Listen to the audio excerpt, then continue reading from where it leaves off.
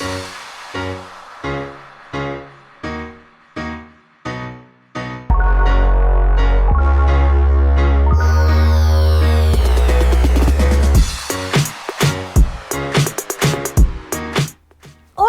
soy Fabi Sirvent y hoy te quiero contar la carta o epístola de Pablo a los romanos.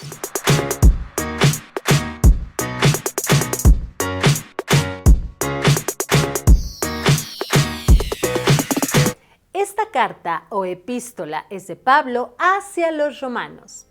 Resulta que había en Roma judíos que creían en Jesús y gentiles que creían en Jesús, así que estaban unidos. Pero el emperador Claudio mandó a que todos los judíos salieran de Roma. Y después de 5 años pudieron regresar. Pero cuando regresaron los judíos que creían en Jesús con los gentiles que creían en Jesús, hubo un conflicto entre ellos, malos entendidos, no estaban de acuerdo en todo. Es por ello que Pablo les mandó esta carta. Y como toda carta, tiene que comenzar con saludo. Por favor, escribe, dijo Pablo. Pablo, siervo de Jesucristo, llamado a ser apóstol, apartado para el Evangelio de Dios, que fue anunciado por los profetas, el cual es el Evangelio de nuestro Señor Jesucristo, que es del linaje de David, según la carne. Hijo de Dios, llamado así con poder por el Espíritu de verdad, pues Él resucitó de los muertos.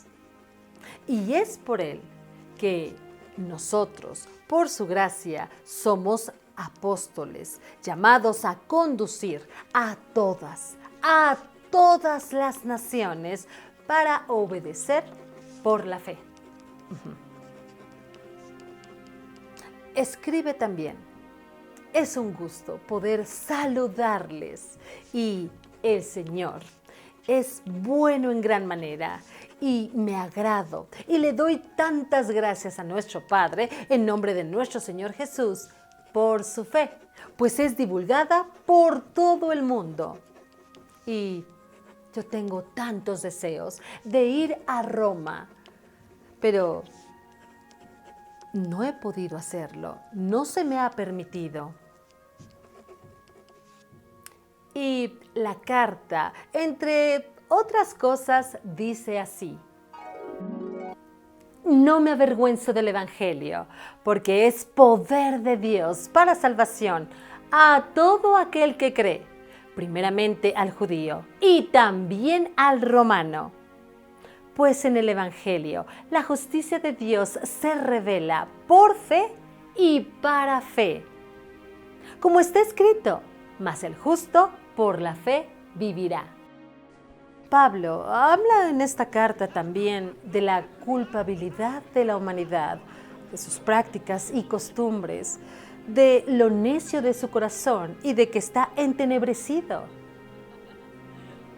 Desobedientes a los padres, calumniadores, mentirosos, murmuradores, que aman el mal, que sus pies se apresuran al mal, entre muchas cosas más. Y no solo que se gozan haciendo estas cosas, sino que también se complacen de saber que otros las hacen. También habla acerca del justo juicio de Dios.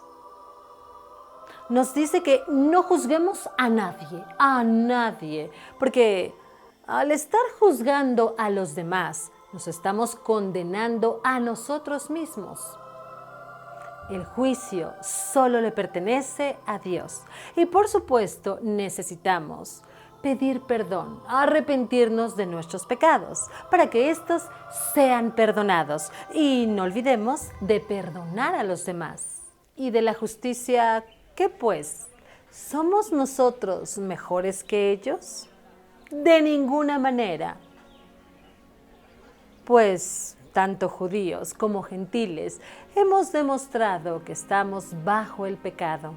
Como está escrito, no hay justo, ni aun uno. No hay quien entienda, no hay quien busque a Dios. Todos se desviaron, a una se hicieron inútiles. No hay quien haga lo bueno, no hay ni siquiera uno. Sepulcro abierto es su garganta, con su lengua engañan. Veneno de víboras hay debajo de sus labios. Su boca está llena de maldición y de amargura. Sus pies se apresuran para derramar sangre. Destrucción y miseria hay en sus caminos, y no conocieron camino de paz. No hay temor de Dios delante de sus ojos. ¿Qué pues diremos que halló Abraham nuestro padre según la carne? Si Abraham hubiera sido justificado por las obras, tendría de qué gloriarse, pero no ante Dios. Pues, ¿qué dice la Escritura? Creyó Abraham a Dios y le fue contado por justicia. Pero al que trabaja no se le cuenta el salario como un regalo, sino como deuda. Pero al que no trabaja, sino cree en aquel que justifica al impío, su fe le es contada por justicia. Por eso también David habla de la bienaventuranza del hombre a quien Dios atribuye justicia sin obras, diciendo: bienaventurados aquellos cuyas iniquidades son perdonadas y cuyos pecados son cubiertos. Bienaventurado el hombre a quien el Señor no culpa de pecado. Justificados pues por la fe, es que estamos en paz con Dios, y esto por medio de nuestro Señor Jesucristo. Y nos gloriamos en esto. Pero no solo nos gloriamos en esto, también nos gloriamos en las tribulaciones, o sea, en las penas, en las aflicciones, porque la tribulación produce paciencia, la paciencia produce prueba, la prueba esperanza, y la esperanza no nos defrauda. Porque el amor de Dios fue derramado a nuestros corazones por medio del Espíritu Santo que nos fue dado. Explica también de cómo a través de uno, de Adán, de su transgresión, vino condenación al hombre, pero también a través de uno, de Jesús y su justicia, vino justificación al hombre, a todo aquel que en él cree.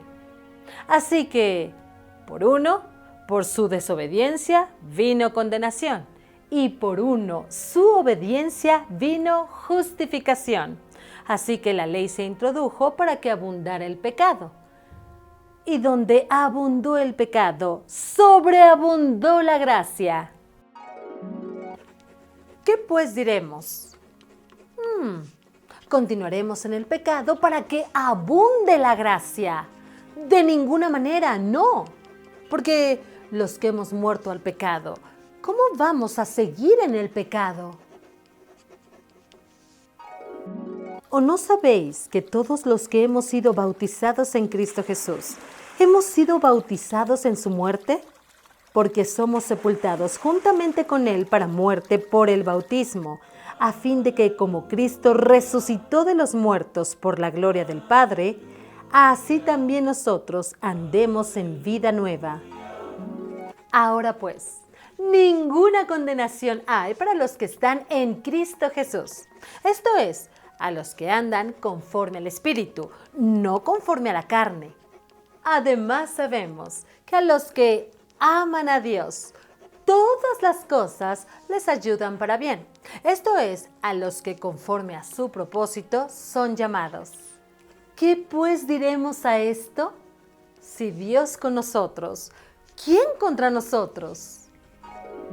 El que no escatimó ni a su propio Hijo, sino que lo entregó por todos nosotros, ¿cómo no nos dará también con Él todas las cosas? ¿Quién acusará a los escogidos de Dios? Dios es el que justifica. ¿Quién es el que condenará? Cristo es el que murió, más aún, el que también resucitó, el que además está a la diestra de Dios y que además intercede por nosotros. ¿quién nos separará del amor de Cristo? ¿Tribulación? ¿Angustia? ¿Persecución? ¿Hambre? ¿Desnudez? ¿Peligro o espada? Como está escrito, por causa de ti somos muertos todo el tiempo, somos contados como ovejas de matadero. Así que en todas estas cosas somos más que vencedores por medio de aquel que nos amó. Por lo cual estoy seguro de que ni la muerte, ni la vida, ni ángeles, ni principados, ni potestades, ni lo pasado, ni lo presente, ni lo porvenir, ni lo alto, ni lo profundo, ni ninguna otra cosa creada nos podrá separar del amor de nuestro Dios, que es en Cristo Jesús, Señor nuestro. Esta es parte de la carta, la epístola de Pablo a los romanos. Nos vemos la próxima para la siguiente parte. Y sí, Jesús te ama mucho, mucho, mucho.